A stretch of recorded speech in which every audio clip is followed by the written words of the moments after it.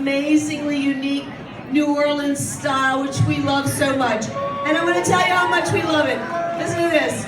We decided that because, you got your 419 celebrating your, bicycle day, right? We got your 420 celebrating your Cannabis Day, right? We wanted to propose, and for our life anyway, that 421 for us is now going to be Sacred Mirrors Day for the 21 Sacred Mirrors. We want to include the Sacred Mirrors in the High Holy Day trilogy. And Alex is going to talk to you about the Sacred Mirrors. We're going to both talk to you about that. So let's get started. I'm so glad you came. You go ahead. Hey.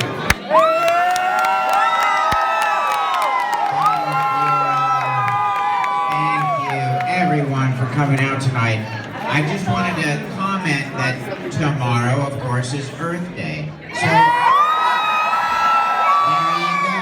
So we got the High Holy Days, and with LSD starting it off kind of like the lion of psychedelics, and then cannabis, our old friend, for thousands and thousands of years, and then what do we gain through that? It's not the substances are not the important thing. What experiences it allows us access to, our own sacred soul and self and God consciousness, and melting into our oneness. So recovering a sense of the sacred, that you could be a mirror of the sacred process that's going on. Then it gives you access to this idea that the entire life force and nature itself is totally sacred. And so we have to respect and have to find ways to live in a sustainable way with the earth. So this is our future, and I love these.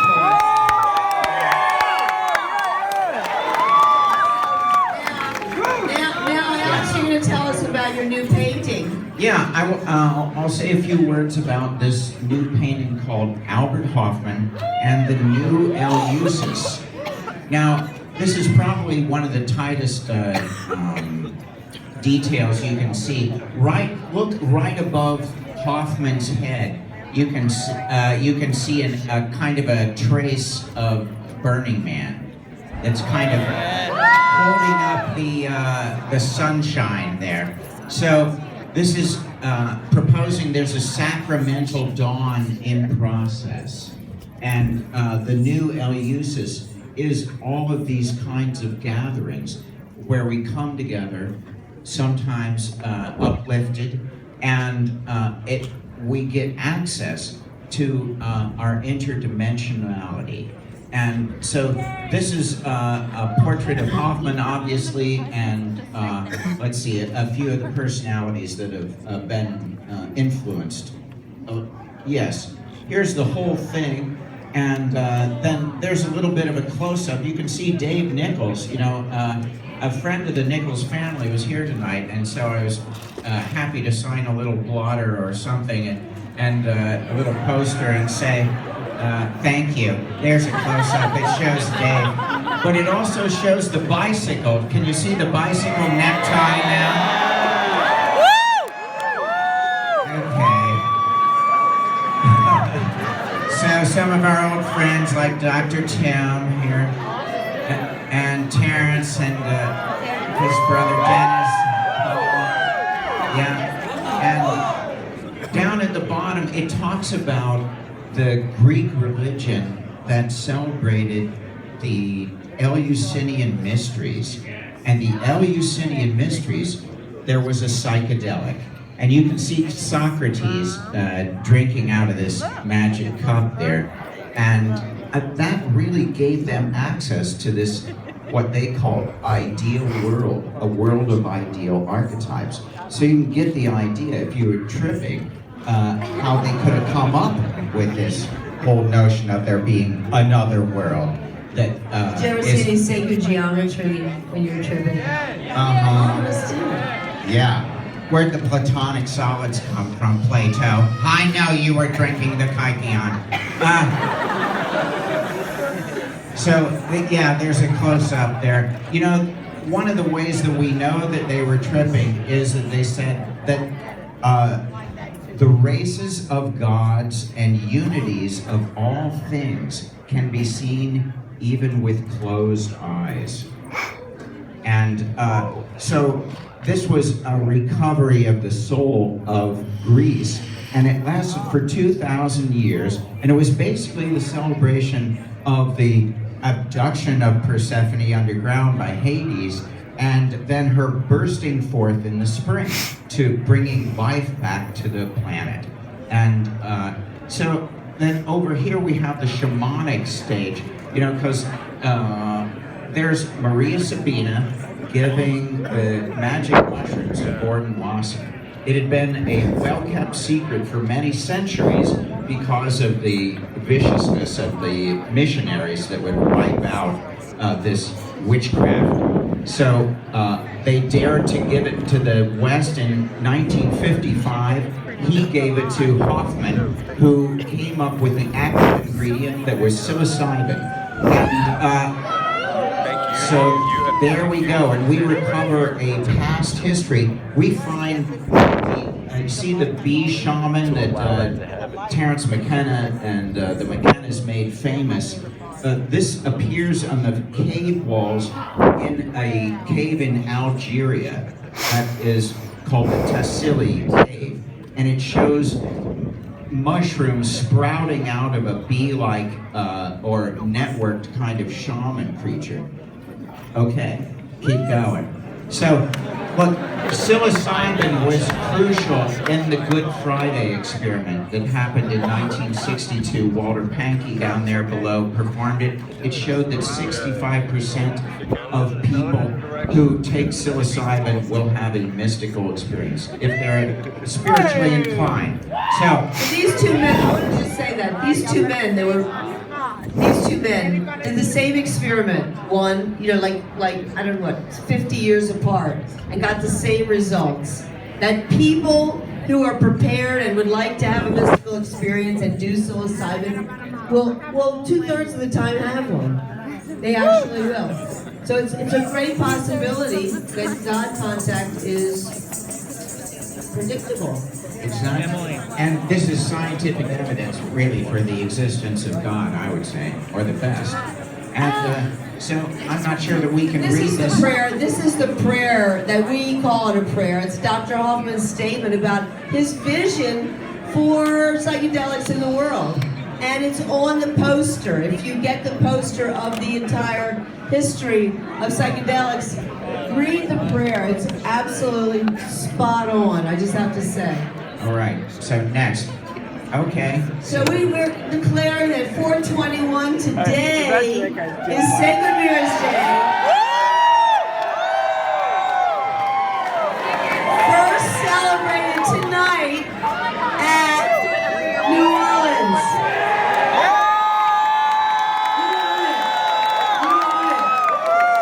It's yours. We love you.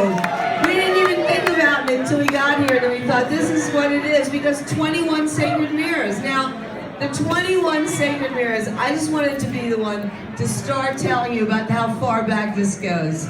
This is a picture of Alex and I leading a group in 1977 at an art gallery. We were doing a collaborative performance called Life Energy. It was Alex's first talk. He gave a talk on life energy. And I helped work on it with him, you know, and then we did this, you know, group exercises about life energy. And it was a particular interest and study of Alex's, and he did these charts. And the charts had these life-size figures Next. of the body. One of them was, you know, was the more esoteric systems, and the other one was the nervous system. I need some water.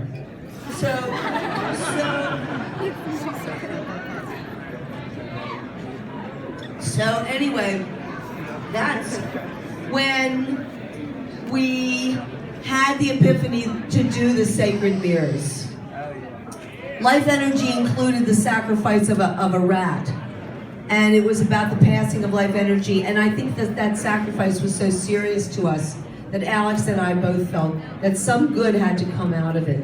And he dedicated 10 years of his life to creating the Sacred Mirror series of 21 images that will be on view at Entheon. It's the Chapel of Sacred Mirrors. It's such a powerful battery.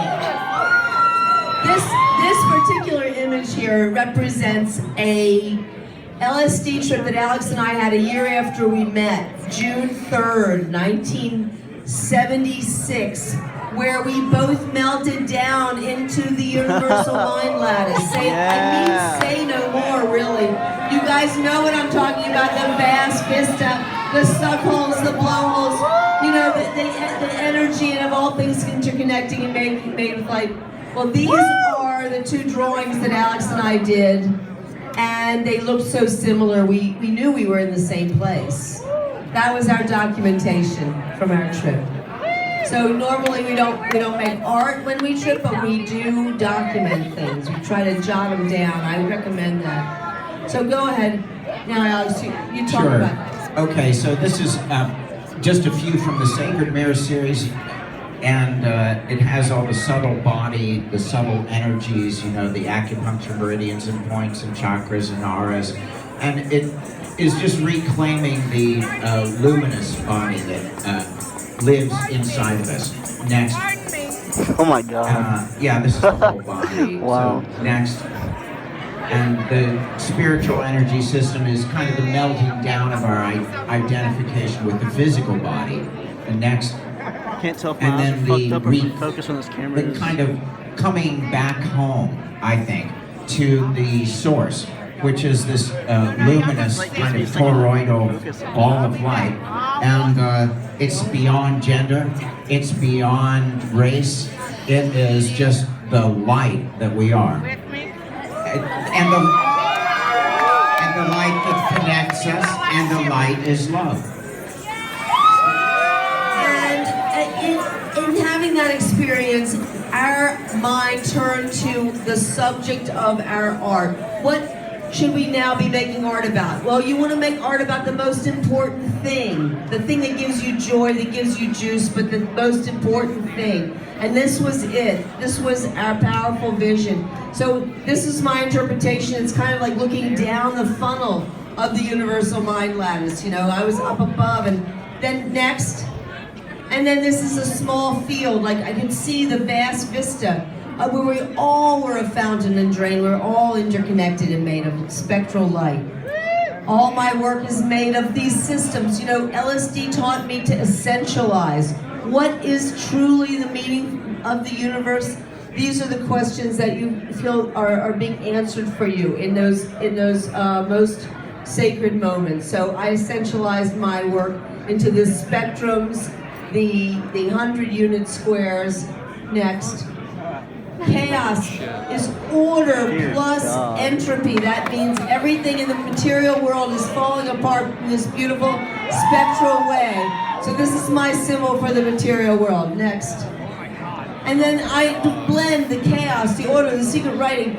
There are windows. You know, we look through the window of the bliss to the window of the chaos out in the world. You know, it's just the windows that we look through, and we look through symbols. So keep going. Chaos, order, and secret writing.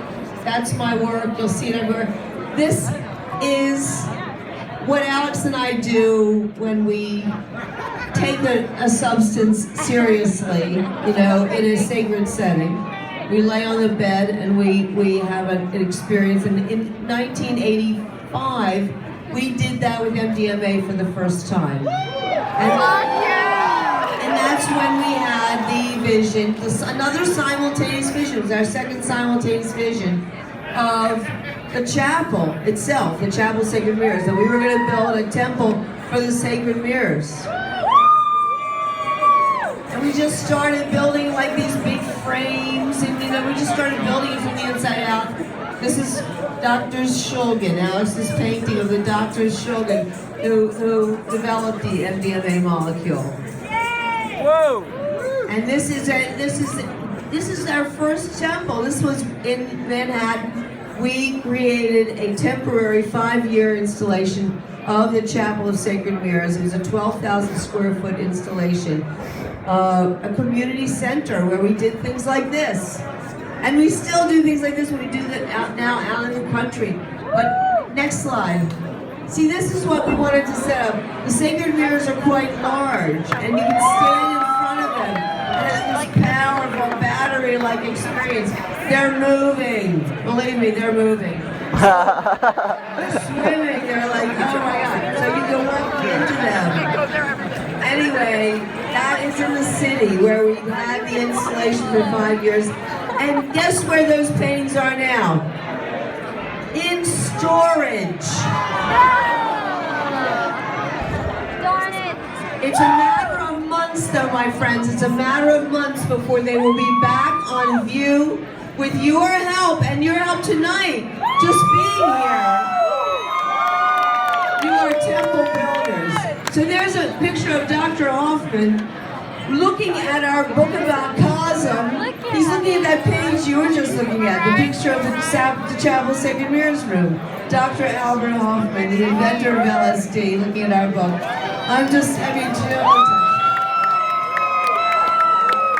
All right, so here we are. We're going to tell you this. This is the first temple at Cosm. It's called Entheon. That means a place to discover God within. That's what Entheon means. And it's going to be a sanctuary of visionary art at Cosm. This is the artist conception that Alex and Ryan Tottle worked on for 2 years to create. This is what we want to vision. We want you to vision it with us too. Vision this into being. But let's keep going and talk about where we are now. Oh no, let's not do that. Here's the doors. Now let me tell you, the doors have already been funded. They're being created in Bali right now. We got doors, baby. They're brass doors. We got them. This is a beautiful, beautiful rendering, a sculptural rendering that Alex drew of creating a better world. Where you see Adam and Eve creating